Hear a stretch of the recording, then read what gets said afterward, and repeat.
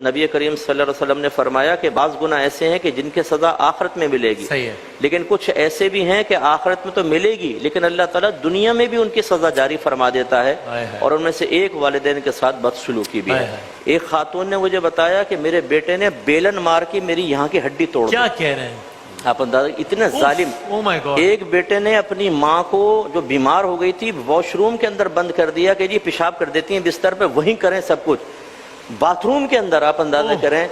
और उस आदमी का अंजाम ये हमने देखा अपनी आंखों से। ये तो ऐसे कई वाकयात हो चुके हैं कि उसकी औलाद ने, बीवी ने तलाक ली, औलाद ने घर से बाहर निकाल दिया, वो पागल हो गया बिल्कुल ऐसा। ऐसी एक ससुर थे, ये तो खैर चलो मर्द का मामला है, बहू उसको मारती थी जूतियों से और बेटा देखता था, कुछ नहीं कहता था। जब उनके बच्चे पैदा हुए अल्लाह ने सब पागल औलाद अता फरमाई, और वो ऐसे कि वो बच्चे जूतियां उठा के माँ और बाप को मारते थे। तो इससे ज़रा दर्स हासिल करना चाहिए। माँ बाप हमारे लिए कितनी अजियत और तकलीफ बर्दाश्त करते हैं।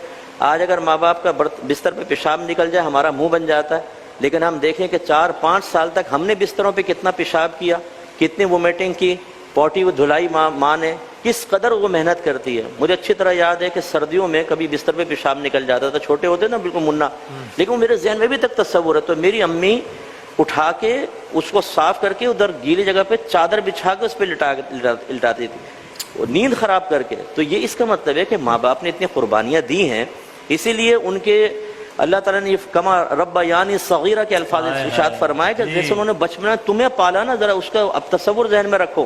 आज थोड़ा सा उनके दवा पे खर्च हो जाता है तो हम कहते हैं यार देखो इतना खर्चा हो गया। बचपन से लेकर जवानी तक जरा उनकी कैलकुलेशन तो करके देखें कितना उन्होंने हम पे खर्च किया, और उसको मौजूदा करेंसी में लाकर देखें, फिर देखें कितना उन्होंने खर्च किया।